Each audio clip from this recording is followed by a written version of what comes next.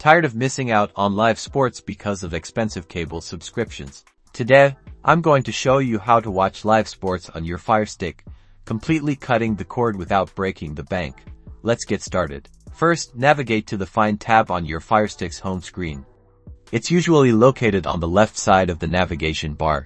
Now, click on the search icon. It looks like a magnifying glass. Use the on-screen keyboard to type in Downloader. Select the Downloader app from the search results. It has an orange icon with a downward pointing arrow.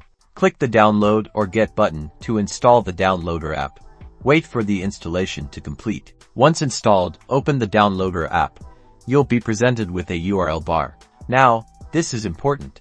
You'll need a reliable source for sports streams.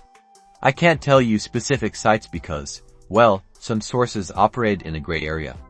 Do your research and find a website or app that provides streams. A good way to start is to do a search online for free sports streams. Reddit to find user-recommended sites and apps.